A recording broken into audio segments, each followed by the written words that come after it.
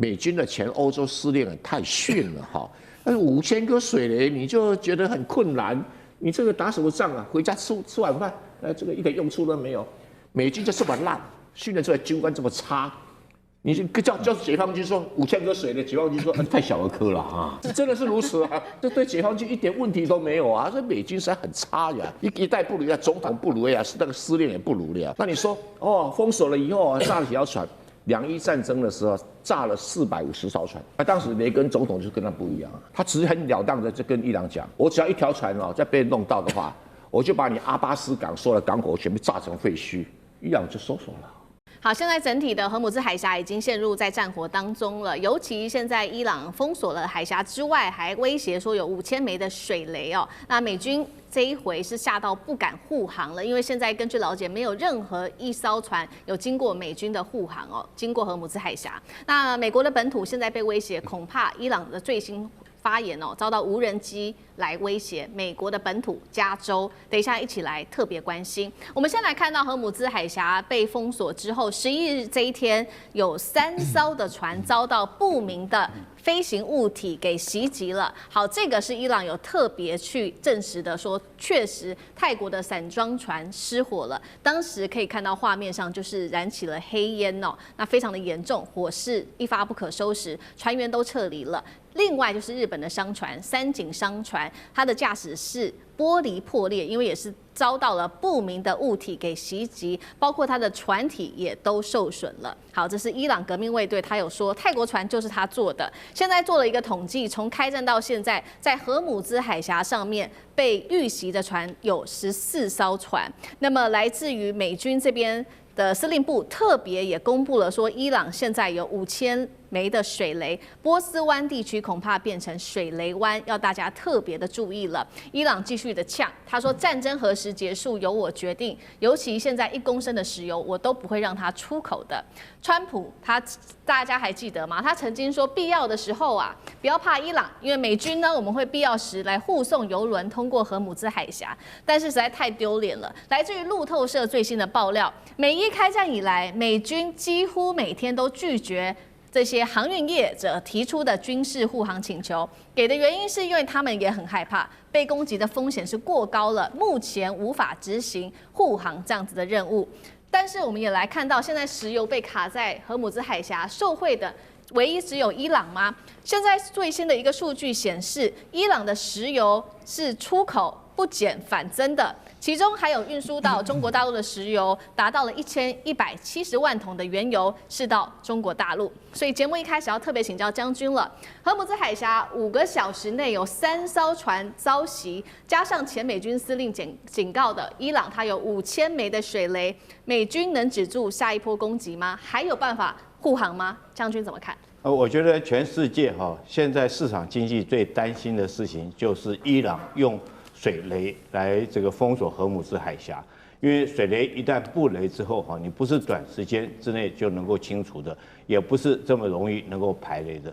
在历史上面这个伊朗曾经在荷姆兹海峡布过水雷，那次布水雷是针对伊拉克，因为两伊战争他为了不让伊拉克的油能够运出去，所以他在这边布雷。那当然一布雷影响到全世界的经济，这时候美国那时候总统是雷根那时候雷根很生气，就下令这个去排雷，结果没想到美国军舰去排雷的时候，就一艘的这种排雷舰就触雷就引爆造成这个毁损当然还好人员没有太大的伤亡。那从这个过程之中，你就知道，就算是强如美军他要去排雷，他都有可能去触雷，而且那个是雷根时代的雷那时候的技术都能够造成如此大的伤害。那第二次来讲的话，我觉得在战史上面有一次的这个有一次的布雷是这个日本东京湾。那个日本在2战的时候，他为了防止盟军在东京湾登陆，所以日本自己在东京湾布雷了。但是战后来讲的话，美军没有帮他布雷，他就日本你自己去排雷，因为他知道排雷是很困难的。那这个伊朗有多少枚的水雷呢？如果说按他所讲的有5000枚的水雷，为什么他有5000枚的水雷？因为伊朗早就知道，大概30年前他就知道荷姆兹海峡是他重要的一张王牌。他如果能够将这边封锁，他就可以对全世界来讲的话予取予予。所以他在30年以来，他又不断的在精进它怎么样来封锁荷姆兹海峡。它不但有5000枚的水雷，而且它的布雷的这种不管是渔船或者是它的布雷的专用的布雷艇来讲的话，听说有到200艘这么多可以布雷。那目前美军自己昨天是说集成了16艘，今天又集成了说是累计到28艘哈。但是如果说这28艘这个对整个伊朗来讲，它布雷的能力，其实我觉得是杯水车薪。如果伊朗存心要在这边布雷，那可能后续很难去这个清除掉，尤其是说水雷哈，它如果传统的水雷，漂流性的水雷，它漂哪里你不知道。那再加上现在新的科技，包括有智慧型的水雷，还有磁吸式的水雷哈，这些对过往的船只都会造成很大的伤害。所以我认为这次的这种伊朗做这个布雷的动作，确实是准备要做一个玉石俱焚的动作。好，谢谢将军。那委员又怎么看？不过这个伊朗的油轮并没有经过荷姆斯海峡，这个大家一个很大的误解。伊朗现在还在卖石油，可是它不是经过荷姆斯海峡，它是把它的油田的确在波斯湾里面盖了一个1000公里长的油管，送到荷姆斯海峡外面阿巴斯港的外面。那个地方有一个新盖的港口叫加斯克港，那个加斯克港是专门帮这个伊朗的石油运到那个中国或者其他地方去了哈，但美国并没有封锁它，没有，所以它还可以继续卖哦，所以它就不用经过荷姆斯海峡，它用水雷就可以封锁。那我是觉得哈，这个美军的前欧洲司令太逊了哈，但是5000颗水雷你就觉得很困难，你这个打什么仗啊？回家吃晚饭。这个一点用处都没有，美军就这么烂，训练出来军官这么差，你叫解放军说5000颗水雷，解放军说这会不会太小儿科了啊？是真的是如此啊？这对解放军一点问题都没有啊！这美军实在很差呀，一代不如呀，总统不如呀，那个司令也不如了啊。那你说封锁了以后炸了几条船？2伊战争的时候炸了450艘船，那当时雷根总统就跟他不一样啊。他当然是派水雷没有，他只是很了当的就跟伊朗讲，我只要一条船再被人弄到的话，我就把你阿巴斯港所有的港口全部炸成废墟，伊朗就收手了。你说因为人家相信雷根做得到，那伊朗怕啦，因为阿巴斯港炸了以后，他们几代人都不要吃饭了。这是一个很现实的一个问题哈。那你川普呢？我护送了，我贴你保险费了。那个叫房地产商人，对不对？如果是普丁啦，你敢，我2颗核子弹就把你伊朗从地球上掀开了。那这种战略对峙就会害怕嘛。你要想说，你到底真的吗？如果你看到普丁，你会觉得他会；如果看到川普，你觉得这不会，不会差很多了嘛。这个叫战略大师，有哈。这个全世界真的像那种雷根或者像那个普丁这种战略大师，真的没几个啊。好，所以。这个整个这个战争来讲，就是一个什么赌意志、赌实力，这个你意志从我一开始讲川普没有战争的意志，那个什么卢比欧那些人怎么行呢？对不对？所以应该这么正确的讲，应该是什么你现在美国不是没有战争的能力，你有，你要把伊朗炸成地毯都可以啊，可是你没有那个本事、那意志力，说我今天开始炸你300天。你敢不敢？你做得到，但你不敢，就输掉了嘛。现在其实让西方国家很担心的是说，会不会现在全球各地会引爆所谓的圣战扩大的风潮？因为呢，来自于美国的 FBI 最新做了一个事情，他说伊朗拟定了用无人机会攻击美国本土，而且是加州会成为攻击目标。伊朗也直接喊话了，他说官媒点名是来自于伊斯兰革命卫队，说暗示呢会攻击美国的6大科技巨头，当中包括了 Google、微软跟辉达等等再来就是实际已经发生的攻击行动，我们现在来看到几起包括了第一个这个杜拜机场遇袭，4个人受伤。那伊朗说了，接下来还会锁定银行。再来是华府现在提高戒备，因为这场战争，但是没有想到最新消息有一辆箱型车在11日清晨冲撞到白宫的围栏。再来是纽约市长官邸出现可疑装置，附近公园开始做疏散的动作。美国驻多伦多的领事馆遭到枪击。现在加拿大的安大略省的省长也暗示这一起行动是跟伊朗有关系的。那老师怎么看这一些各种的攻击行动？美国本土是否可能会失守？老师怎么看？我觉得不能小看 FBI 的警告因为我们都知道这种无人机它的发射架可以很短啊，它并不是都一定要在机场的那种长的这个跑道里面发行的。我们看到很多陆军所使用的战术无人机，就是一个发射架就直接一个角度就能够推出去了啊。所以把它装在这个伪装的各种轮船里面，货轮、货柜轮等等啊。那现在的问题就在于说 ，FBI 掌握到这个情资，现在 FBI 的难度是在于是伪装成为哪一艘船，那艘船现在在哪里？是1艘还是2艘还是3艘？那目前来讲还这个情资不够，所以我个人是认为说 FBI 应该再投下更多的钱。啊，因为这个钱不能吝啬，不能少了，因为他的确需要情报资料来告诉，因为重赏之下一定有勇夫嘛，一定需要有人提供情报资料，他才能够锁定在哪一艘船。为什么？因为如果说这个情报是正确的，也就是说伊朗已经的革命卫队已经把他的无人机已经送上船了。然后这些货轮也可能挂外国国籍的，可能巴拿马国籍的，也可能维吉尼亚群岛的等等的，我们也不知道他是挂哪一个国籍的船。如果已经目前他的情资说很有可能已经到了墨西哥湾，如果在墨西哥跟加州的这个也就是这个边界线的外海上，如果有他从船上发射出去，那如果一次一次出去的几十架。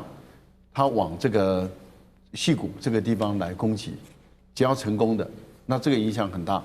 所以纽森也不敢掉以轻心，他已经跟国家的国土安全部门已经在开会，而且他们也要确保加州不要受到攻击。如果说加州的老百姓，或是加州的硅谷，或者是比较重大的银行，或者是这一些这个您刚刚所列出来的微软、谷歌等这些，如果说他们本身有受到攻击的话，那这个真的是很大的事，而且是美国很大的事，也是全世界很大的事。我觉得这个真的是不应该掉以轻心啊，这是第一个部分。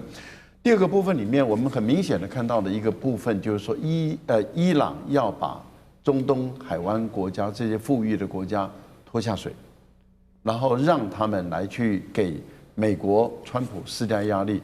我觉得这个战略会是有效的。为什么？你看川普这从9号、10号、11号。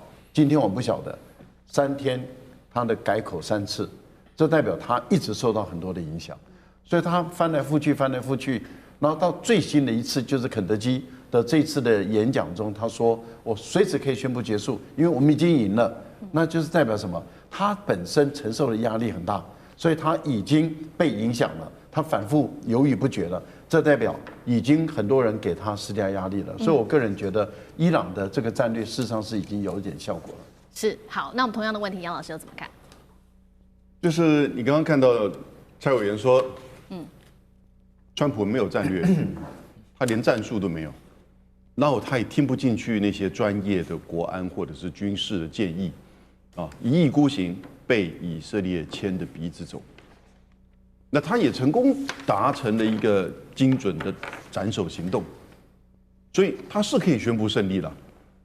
那所以现在你看到的是，他不敢去下一波去进行任何大规模的这个战争，因为那真的是看不到尽头。而伊朗现在跟你搞就是不对称的消耗战。那我刚刚提有2个层面，其实还有第3个层面。我刚才提了2个层面，第一个就是在军事上跟你不对称的消耗战。那你现在以色列跟美国在反拦截飞弹上面，其实这个越来越少，越来越贵。第二个就是你在地缘上，荷姆兹海峡的这个跟你不对称的消耗战，你油就是出不去嘛。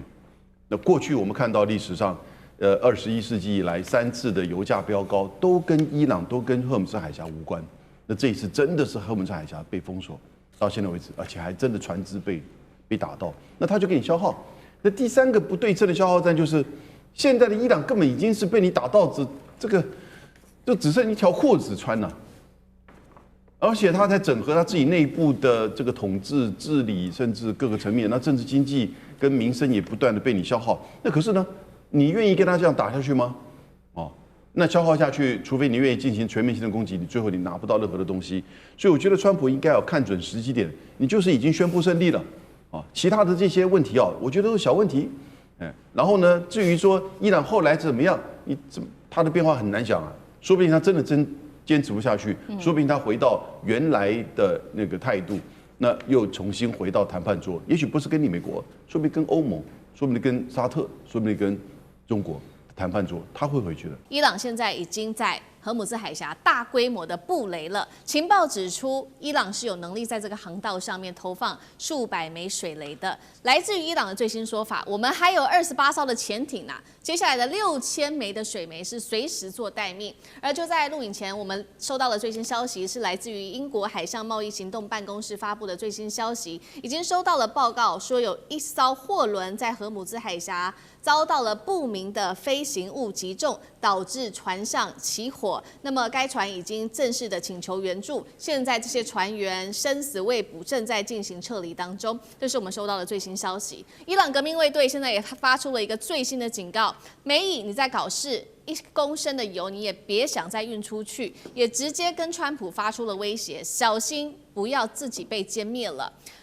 伊朗继续的说，他说宣布驱逐美国跟以色列在这边的大使，军舰接下来可以无限期的通行荷姆兹海峡里面，伊朗自己的军队可以，也正式的是等于宣告了这个海峡的主宰权在伊朗的手上。我们看到美国又是怎么说的？川普现在最新要求伊朗立刻的移除这一些布雷的水雷，否则会面临严重的军事后果。如果敢封锁海峡，美国将会20倍的对你加以奉还。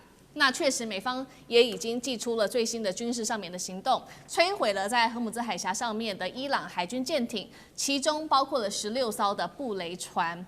那么我们现在也要来看到的是，美国现在确实在荷姆兹海峡面临许多的压力哦，就是因为现在它的扫雷的能力恐怕也撑不起这一场海上的博弈，因为我们看到整体来看到伊朗在海上的部署有哪一些，还有海底跟陆上，海面上有自杀快艇跟它的布雷艇，现在密布在这个上面，海底还布了水雷，再来看到空中还有无人机监控跟寄出攻击，岸上更部署了反舰飞弹等等。也就是说，一旦美军的护卫游轮进入到这个海峡，可能面临的就是多重的火力网四面楚歌。水雷只要一旦引爆，那么游轮连锁的爆炸的效应可能再起。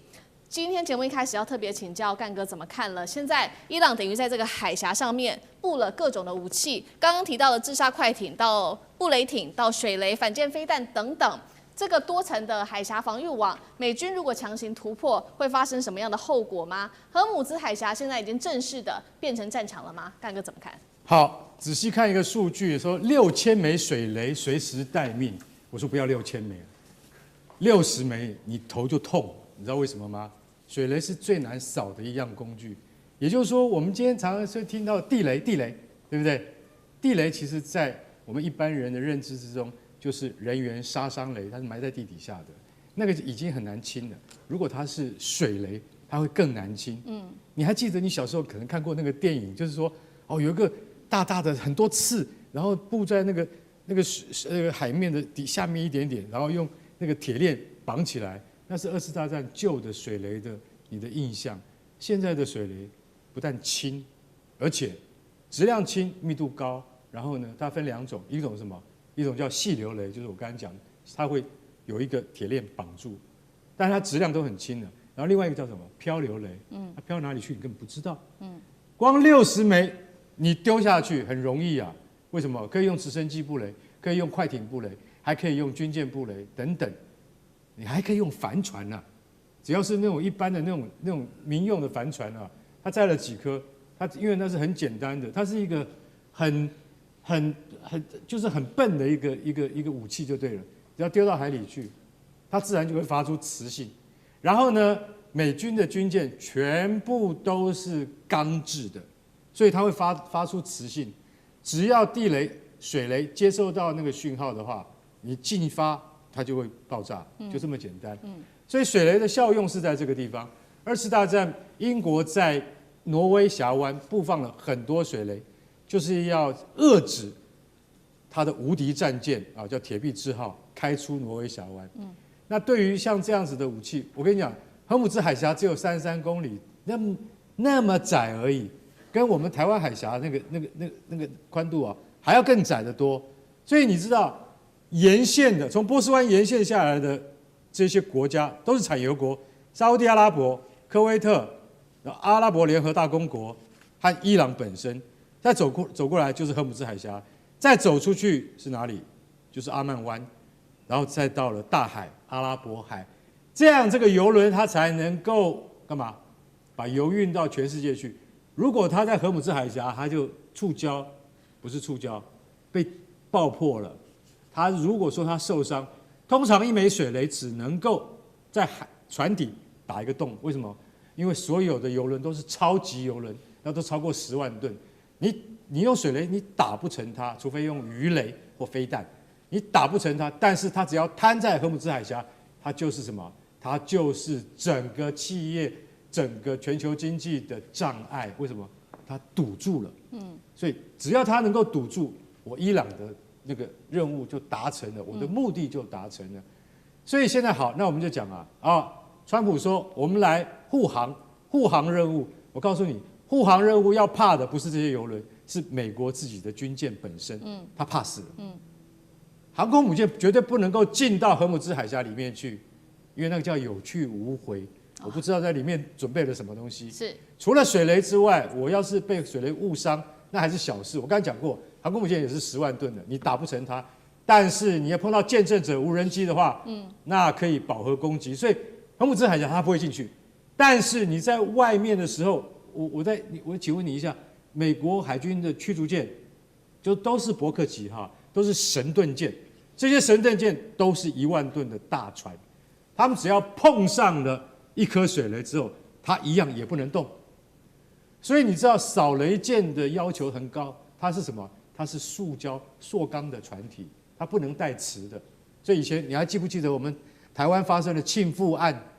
那个庆富案就是那个他根本从来没有造过扫雷舰，他根本没有那个 know how， 他就跟国防部讲说，跟海军讲说我能够造，这个瞒天大谎。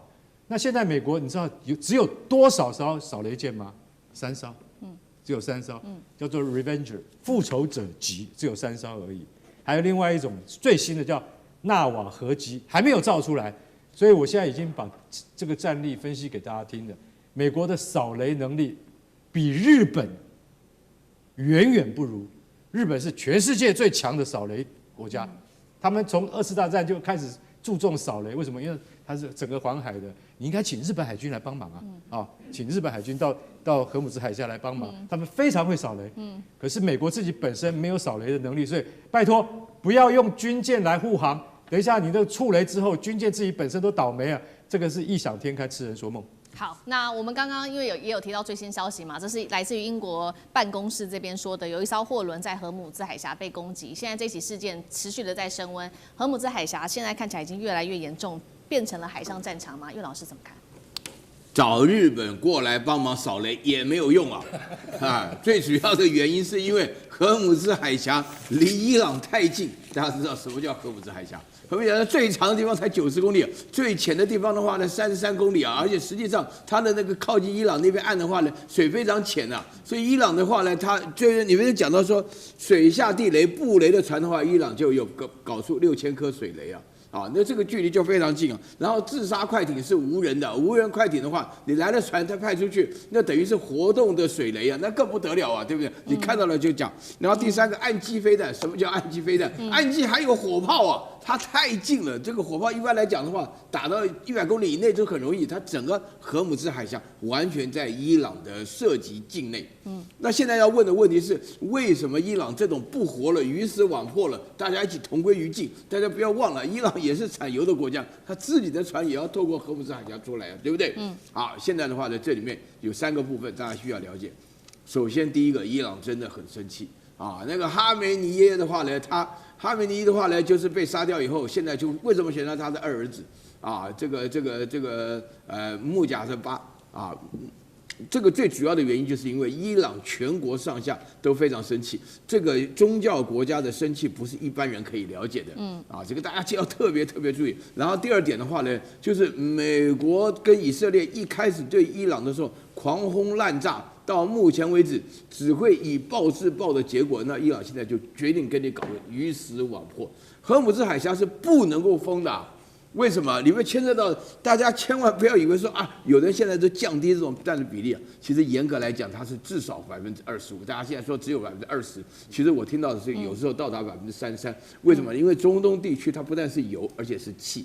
你要搞清楚，就是说这个全世界最重要的输油输气的国家都在这个区域，然后这个地形一打开，它一定要经过荷姆斯海峡。另外一边的话呢，红海也是在胡塞武装的势力范围之内，所以两边的话几乎都没有任何的出路。在这种情况之下，伊朗发觉这一招有用，就是说他这个同归于尽，讲起来连我们在座都影响到啊，因为就是说大家一起死啊，最惨的就是韩国、日本加上台湾啊，大陆可能有它的能源的分散区域啊。然后第三个原因更重要的是，美国本身讲不清楚他们到底要干嘛。然后真的我到现在我问了很多人啊，只差求神问卜而已，就是说美国到底在干嘛啊？你跟着以色列去搞这个干什么？人家以色列讲起来，伊朗是最大威胁，你美国根本没有这个压力，所以你在这种情况之下的话，你搞不清楚，然后慢慢被识破手脚。这场战争不能拖，拖到今天11天的时候，伊朗、俄罗斯、中国，甚至连北韩都看清楚了，就是把你拉住，就是把你拖住，让全世界一起下沉，让你产生压力。所以在这种情况下，因为大家就会觉得说，美国要扫雷啦，美国要释出它的这个战备储存油啊，美国要想办法要对伊朗威胁，要无条件投降啊，这个原来不关美国的事啊，原来本来没有影响这个事情啊。我甚至可以讲说，这个在这个你看建中老师会讲得更清楚，在这个发生战争之前，台湾的股市好得不得了啊，现在突然一下完全变了，现在每天都非常的稳，就 volunteer 啊。就是不知道到底是怎么样上上下下摆动。好，确实哦，现在伊朗祭出了这个荷姆兹海峡，在这边布雷这一招哦，希望给全世界都压力，并且对美以施压。那另外一方面，其实呢，这个伊朗他也是看准美军在这个荷姆兹海峡这边做这个扫雷的动作，其实是无能为力的，特别是在扫雷的能力跟速度上，其实都跟不上伊朗的速度。我们先来提到伊朗这个美军的扫雷能力，为什么说严重不足？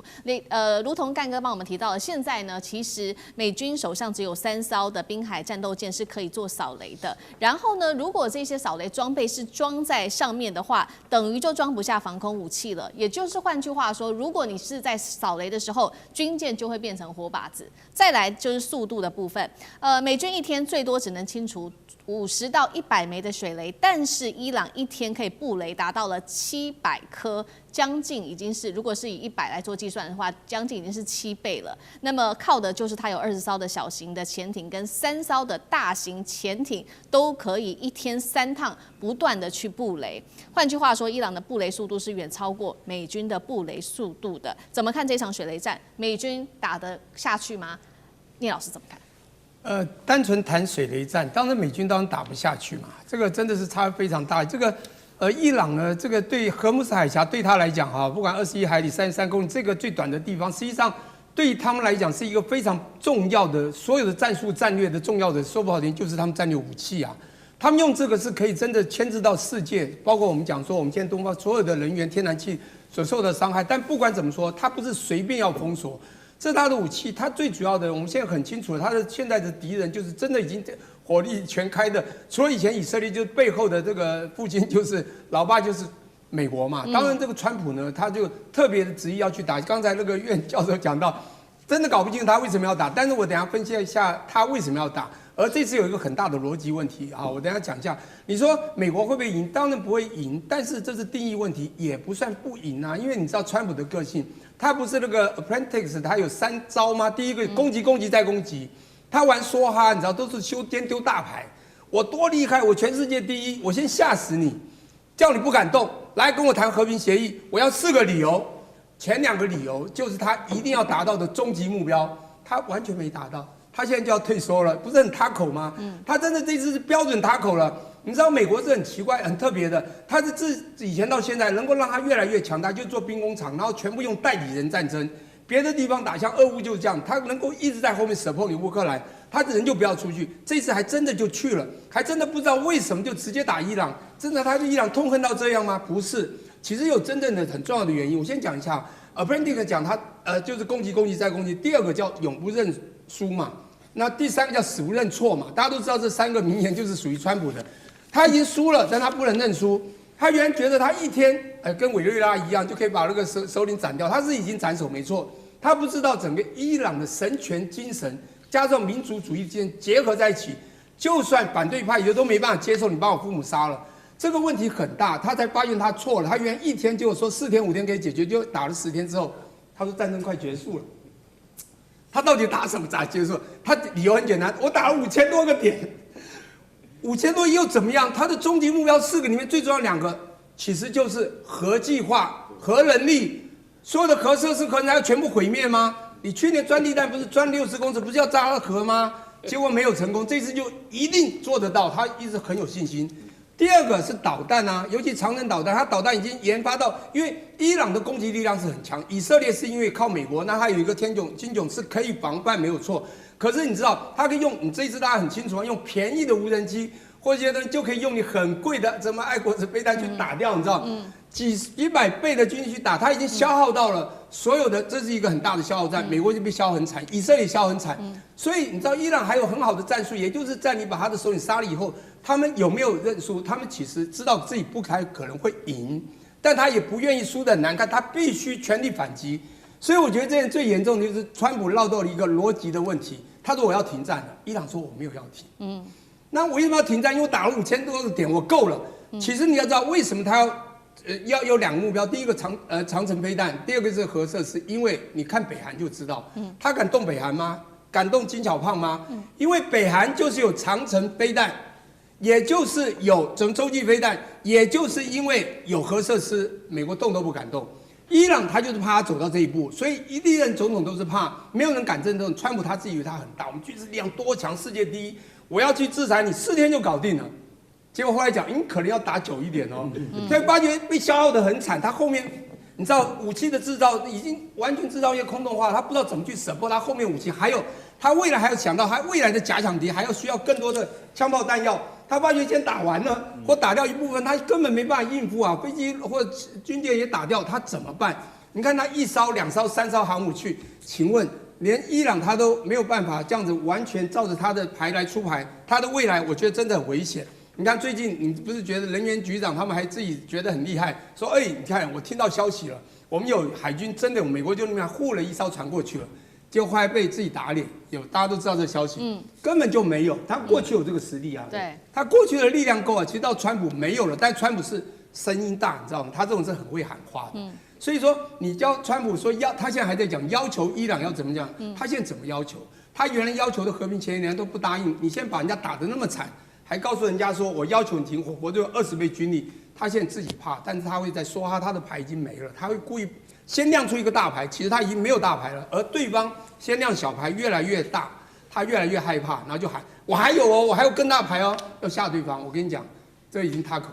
好，现在持续关心到是荷尔姆兹海峡变成了战场哦，因为现在伊朗呢持续的封锁在这边的全球的石油的咽喉，不对称的作战会不会逼死川普呢？全球经济在此刻开始拉响了警报。我们要来看到的是在荷尔姆兹海峡封锁这个全球打起的就是能源跟经济战了，比子弹还要更致命啊！于是呢，现在最新消息的是以色列方面又出手了，以色列针对了伊朗发动了大规模的空袭，目标直指就是当地的30座的石油的油库哦。那么美军这个是美国的官员也私下做爆料说，华府得知到这个消息之后，整个大暴怒，第一时间就立刻骂了脏话哦。明显的就可以看到，美国跟以色列在此刻开始发生了很严重的战略上面的分歧，是不是美国根本拉不住以色列总理纳坦雅胡了呢？伊朗方面也不是好惹的，革命卫队在此刻开始针对美以进行了警告，说你如果敢继续攻击能源设施，油价到时候你们就要好着受了，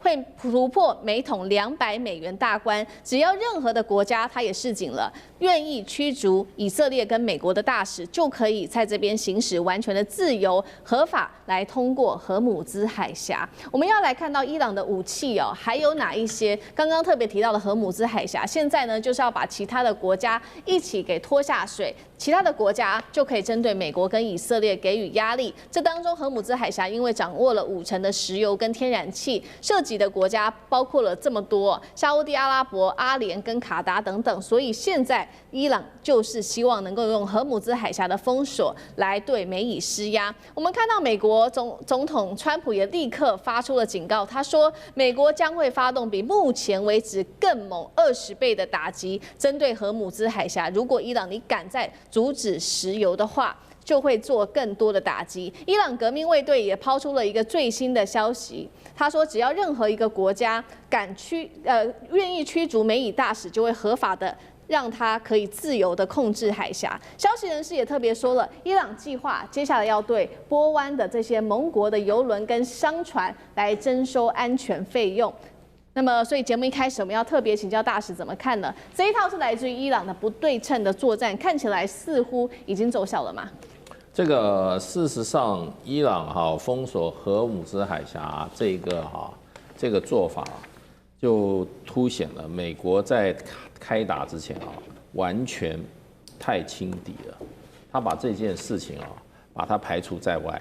你都已经把人家的这个领导层端掉48个人，你会觉得人家不会封锁荷姆兹海峡吗？荷姆兹海峡被封锁以后，川普发表了一个军盲的演说，会让美国海军都快怎么讲都快怎么样？都快昏倒。我要派船舰去护航。你怎么护？你这就是把美国的军舰送到人家枪口面前。那不要靠什么超高音速导弹了，舰炮就把你干掉了，很容易就把你这个船干掉了。那不是把美国军舰拿去送死吗？荷姆斯海峡不是一个点啊，它是一条线啊。对，那美国也在考虑说，那我派地面部队5000个人够吗？你一个红海你都没搞定啊，对不对？而且荷姆斯海峡这个现在就用了，那为什么川普现在昨天那么紧张记者会呢？事实上。石油，他说这些我们根本，他石油涨价小事情，我不在乎。你川普不在乎，美国很多人在乎啦，对不对？包括他身边的顾问现在都在乎了，涨到110你就受不了了。人家要给你搞到200，快得很啊！我认为他讲的200就是说，荷姆兹海峡再挡不住的话，对不起，我就要攻击海湾国家的油库。油库你再不屈服的话，我就攻击油田。会不会这样做？当然会这样做。那他一步一步来的。你川普想到了吗？都没想到啊，所以才会匆匆忙忙连续2天要记者会，然后丢出来一个怎么样？一个讯息就说战争很快就要结束。他只讲了这一点，他还有一点，可见油价，他说我不在乎。骗自己也骗世界，他刚说不在乎，他昨天还讲了一个什么？我现在已经取消所有的经济制裁，说有关石油的经济制裁措施。美国对很多国家就禁止你买油，禁止你卖油。美国不晓得有多少项，他盘点一下多的不得了。他说我全部开放，为什么？就刺激那个油价不要太过波动嘛。再波动涨到150的话，川普也不必选了，对不对？然后川普就真正寡人一个，然后这些你以为这些海湾国家会开始对伊朗报复吗？我告诉你，通通跟美国划清更划清界限，他们没有这个意愿去跟伊朗去作对，也不是伊朗的对手，你美国都挡不住他的飞弹啊，你叫这些海湾国家去挡。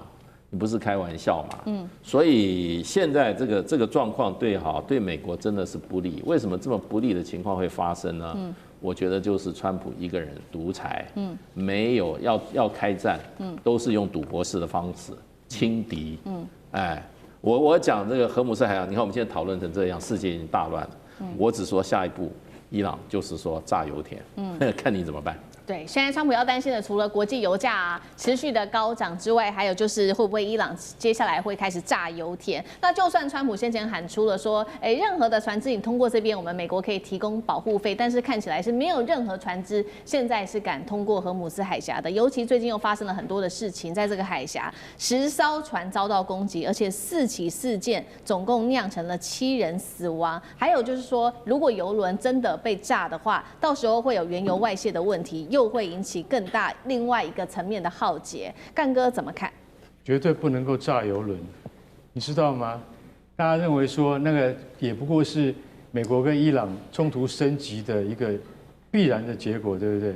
可是我可以告诉你，1991年伊拉克入侵科威特，在美军介入之后收复科威特，结果那个时候大家还记得吗？海珊政权就说放一把火把它全给烧了。你知道有多少油井起火吗？652处油井起火，也就是说，那也叫革命卫队，叫伊拉克的革命卫队。他们奉命在撤退的路上，他们就放了一把火，把科威特的油井全烧了。因为他们入侵不成嘛，美国介入嘛，那他们只好退回伊拉克境内。结果他们沿路就放火烧，沿路放火烧，你知道到最后，你知道总共统计的结果，他们烧掉了10亿桶原油，是10亿桶，他们造成的那个原油覆盖损毁面积达到了10万英亩，这么大的损害，你知道花了多少时间才恢复吗？5年之后，那边才开始有出现生物，很多这些就是说环保的团体啊，绿色革命啊，他们去现场采集那个样本，你知道他们看到的很多被这个侵蚀的鸟类啊，以及原生动物，当他们被发现的时候，已经变成化石了。因为他们直接由石油浸泡之后，然后退去之后，大火这个浇灭之后，他们就变成化石，非常悲惨的一个生态浩劫。所以今天我们要讲的就是说，川普你要实际一点，这个浩劫是会再发生的。如果它再发生的话，伊朗恐怕要比海珊还要厉害吧，还要更有效率吧。所以如果真的逼得伊朗必须要使用破坏原油啊，就是攻击海面上的油轮，或者是攻击沙烏地阿拉伯、巴林、卡达、阿拉伯联合大公国的这些国家的油田的话，见证者无人机是做得到的。如果做到那个地步的话，那就是无差别攻击了。可是到时候会对全球的金融业造成比以前1973年的石油危机要更严重的损害，绝对不是2008金融海啸可以比拟的。所以我认为当然了，你说可能会发生这样的事吗？我是认为说，川普你只要不要逼到狗急跳墙，人家自然就不敢这样做。但是我们已经看过海珊做的结果，那是真的是一把鼻涕一把眼泪。你知道那个时候那些志工们、环保志工们说，真的油田被炸的时候，我跟你讲，油轮被炸更恐怖，那整个海域都完蛋了。那整个海域叫做什么？叫做阿拉伯海，不是只有波斯湾而已。荷姆兹海峡只是伊朗拿来作为对抗美军的一个借口，到时候它的污染会污染到整个阿拉伯海跟阿曼湾，那它的生态浩劫就更可怕。我觉得这个才是我们真正要关心的议题。好，所以接下来会不会这个伊朗被美以逼急了，狗急跳墙，真的去攻击这些油田，让这一场石油的危机扩大？其实现在来自于诺贝尔经济学奖得主这一位是阿吉翁，已经正式的做出了示警。他说呢，如果战火扩大，全球经济可能重演的是1973年的石油危机。现在欧洲国家也针对了这个美以的动作，开始做了大肆的批评。瑞士直接公开表示德黑兰的攻击可能违法的，德国则是怀疑整场战争的合法性。尚志哥怎么看这一场这个石油上面的危机，川普能撑多久？基本上我觉得石油不会到变成一个严重的危机，主要是我觉得从川普昨天稍微感觉起来，他说这个要打完，这个稍微态度出来的时候，整个油价的部分就立刻一路下跌。那从118块钱跌到现在我们录影的时候是93块，所以跌了20几块美金嘛。所以我觉得这个大家就觉得那个期望值在。我也特别关注到现在在石油的期货，期货有就是对3个月之后的你的预估，现在对于石油的期货是88块，甚至比现价更低，所以大家认为3个月之后应该就会回到88块。当然这是众人的期待，不见得是事实。我觉得我们还是要来看现在包括伊朗态度。我认为伊朗现在也慢慢对于荷姆斯海峡，除了像中国等等的船只可以经过，他最新的说法是说，所有你只要是跟以色列跟美国断交的国家，都可以考虑让你经过。所以我认为大家都是在开口子的啦，都知道这个严重性。毕竟我们讲说石油对原油，因为能源对于全世界的物价通膨，没有一个国家，地球上没有一个角落能够逃脱它的影响。虽然川普都是说这是小代价，在此前，可是这2天我们每一天看到川普对于油价的那个压力感受，从他接受访问当中就可以感受到了哈。而且现在这种能源的部分的震荡，我们来盘点现在。首先，对于美债这一次当中，过去来讲战争都会逃到美债这一次完全没有任何限定，因为美国你就自己打仗的国家，美元一开始涨起来，可是美元后来也是后继无力，大家并没有特别要抢美元，因为觉得美国就是这个班为最亏。然后我们看美股的震荡程度，联想我们像台北股市能够一天大概震荡跌2000点，然后再拉回来一点点，都动辄全世界都是这样子。日本，尤其日本、韩国等等亚洲地区受到能源影响的国家，所以大家在这里头不是跟着震荡，一方面被震荡，一方面在调整。我认为这跟过去不太一样，可能5年前、10年前，你只要能源发生战争的情形之下，大家都无能为力，就眼看着这一切。可是历经了最近那么多战争，我觉得资本市场，我看全球都是那个调节力跟调整度，或者逃到别的地方去稍微潜到那方躲一躲。再这样，但是我们要注意，唯独这次要特别注意是中东国家哦，因为过去来讲，美国的经济是 AI， 而 AI 当中，波湾这些有钱的沙特这些国家是大金主啊，而且早前黄仁勋专门跑到那边要去建全世界最大的 AI 中心，不是吗？结果 Amazon 的数据中心被打了之后，大家全部撤光光，所以现在我觉得比较大的影响是。这波湾国家作为全世界美国最重要泡沫那个 AI 的，又是金主，又在波湾要做这个东西。原先这些计划都是好多钱 ，ChatGPT 的部分 OpenAI 也全部都去到那边好几趟了，但这些现在还会继续吗？波湾的金主也是支持包括非洲国家发展他们投资，以及跟中国很多的方面的经济架构，欧洲也是。所以我个人认为，我不是看油价，我现在是看这一次的战争对于波湾国家的投资实力，包括 AI。那个东西有没有缩手？如果那个东西一旦有缩手，包括影响了波湾的建制的话，我认为这是后面那一波真正对全世界经济的冲击所在。好，接下来关心的是伊朗已经够扎心了，但是川习会啊，川普这次希望是千万的不能够搞砸。我们要来赶快把目光锁定在本月底的川习会即将要登场了。先来看到中国大陆的外长最新的喊话，他说今年会是中美关系的一个大年，中美的高层交往的整体的议程都已经摆在两国的桌面上了，确实是这样，因为在不到3周的时间，美国总统川普就会正式的去北京，和中国大陆的主席习近平来举行新一轮的这一场习川会。那在此刻，我们也看到本来要举行的这一场军演，也就是美韩的自由护盾军演，现在也确定这个规模是已经明显的缩小了，就是因为他们不想在川习会前有这种可能刺激国际局势的一个动作。那么确实，中东的战火现在让美国是倍感压力的，军事行动的冲击也冲击到了许多的层面，包括了全球的能源市场等等。刚刚提到的油价飙升、盟友不满、国际舆论的分裂，都让川普倍感压力。所以呢，这一次的习川会，他也希望好好的表现。不只是美国需要中国大陆，其实中国大陆也需要美国。这一次在习川会前面，双方的谈判，我们来看到会来如何交换条件呢？首先，这边可以看到是美国希望中国能做的事情，跟中国希望美国能够做的事情。美国希望中国能够买美国的能源、黄豆跟波音客机，并且减少购买俄国跟伊朗的石油。中国希望美国来降低关税，放松对科技的管制，特别是在晶片设备上面的限制，并且政治上说希望能够停止干涉台湾的问题。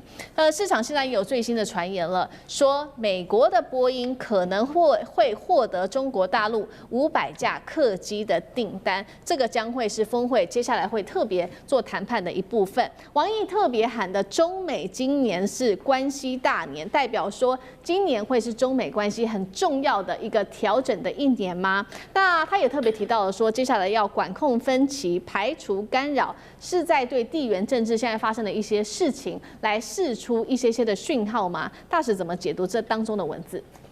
中国大陆这个外交基本上是现实主义外交，很多人说，哎呀，这个俄乌就是说这个美伊战争会影响到中国大陆跟美国关系多少，谁有利谁无利。我觉得这都是小国的思维，小国都是在那边投机取巧，钻漏洞。大国是立规矩，然后呢立威信，所以中国大陆是标准的大国外交，立规矩，立威信，自己讲的话自己身体力行，不会自己讲的话。另外一方面，就是什么自打自己的嘴巴。所以你看这次王毅的整个的这个记者会讲那么多，他非常的谨慎，他所有都看稿，21个题回答全部看稿，尤其谈到这次美伊战争，尤其谈到台海的问题，尤其谈到日本问题、俄罗斯的问题、欧洲的问题，这个每一个他都是非常字斟句酌。在讲到美伊战争的时候，里面没有提到美国这2个字，也没有提到伊朗这个字吧，他只说大国要怎么样，对，然后他也没有明显的，他是站在他既定的所谓的中国大陆外交政策总体就是什么人类命运共同体，不要用战争方式解决问题，冲突都要怎么样停火，然后止战，然后呢劝和畅谈。中国大陆就这几样，所以他不会在这个时候去选边，去怎么样，去拱火，完全没有火气。即使批评你，也是告诉你说这个拳头大并不表示你的道理就比较强。那他也没有说美国他从头到尾没有用美国。那对日本也是一样对不对？他是都从全面的角度看问题，跟自己过去讲的话都怎么样，不要相互抵触。这时候不会喊打喊杀，所以这个叫大国外交。大国外交是树规矩、立威望，然后呢有持续性，不相互矛盾，然后要经过各种冲突的考验。所以这是王毅这次的这个出发点，就小国天天怎么样也不是小国啦，那种小的角色就根本就是怎么讲呢？偷偷摸摸跑出去逛一圈回来宣布胜利。对，这个是不出于道理计的这个差距啦。那我觉得对中国大陆美国关系就是重要，很简单。不过这边这个排序我认为现在已经改了。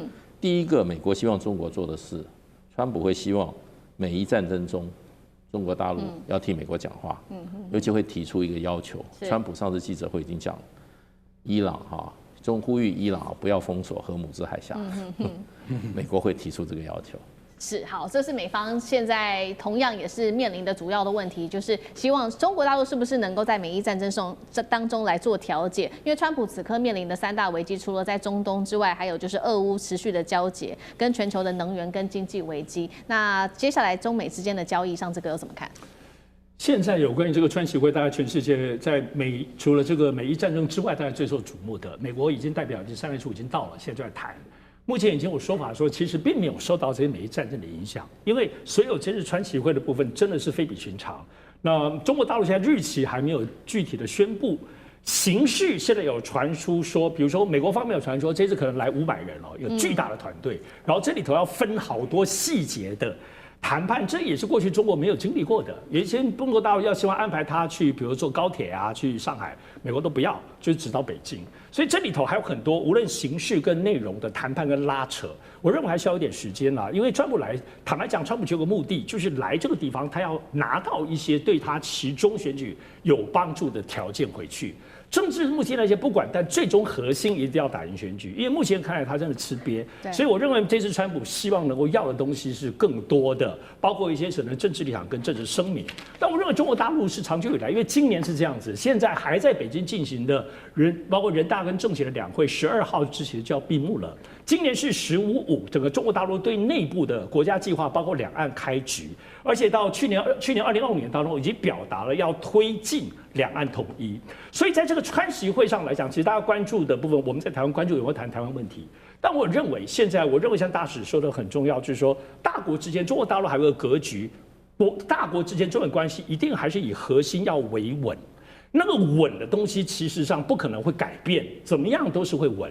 但是呢，因为中国大陆，我认为这次也会真实的对于川普当面表态，因为上次在釜山没有谈，就是中国大陆的底线，台湾问题作为底线红线，中国大陆一定也要一个东西，不可能没有要东西的。所以台湾问题作为底线，二分要维稳，这是我们从台湾关切上，当然这样会谈的范围非常非常多。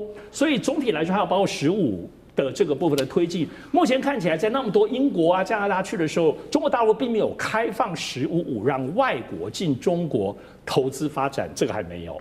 那对于台湾方面也有讲说，有一点点可以啊，台商来。所以这里头中国大陆未来5年的建设开局里头，会不会让一点点给美国呢？这可能也是可以谈判的条件。好，那干哥又怎么看呢？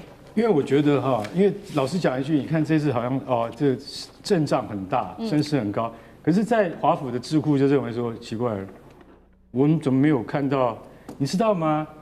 因为像这种川习会这么大的两国元首要见面他前面的 paperwork 有多少？你知道？智库就讲了，我们没有看到，只剩下1个月不到，到现在还没有在进行。到底名单是谁？当然你知道那个贝森特卢特尼克像这样子。财政部长跟商务部长是一定会去的，其他人呢？要谈什么？这么多题目你说黄豆、能源，还有芬太尼连芬太尼的关税都要去谈呢，因为本来是10%嘛，现在连川普说，我要去访问你了，芬太尼的10%取消，那不要变多少？那我想请问你一下，国土安全部要不要拟议这些 paper 去说，看这个条件可不可以，对不对？你总是要先给川普过目嘛，没有，所以他说这叫做不断缩水。白宫的幕僚在消极对抗，为什么？因为你现在讲什么，川普都听不进去。川普现在很忙他每天就管着伊朗就对了。所以你现在跟他讲说我们要去访问大陆了，要讲些什么？其实老实讲一句，川普觉得那不是重要的。可是他可能过了几天之后，突然醒过来说很重要。为什么？因为我发现中国可以让伊朗回心转意，或是改变心意。像大使讲的，也许荷姆兹海峡不要攻击油轮，就是靠中国出面一句话。这句话他总算是想对了，非常有可能。为什么？可能就因为王毅的一句话，伊朗可以先暂时压下他的怒火，而不要这样干。为什么？因为中国对他是有实质影响力的如果说中国不给很多资源的话，伊朗在战争上面是很难打得下去的。所以如果发生了这样的情况的话，中国它的作用就非常明显了。王毅这次他也讲清楚了，我们不走霸权之路，我们就说我们绝对不让人家会觉得说中国一旦强大起来的话，就想要介入。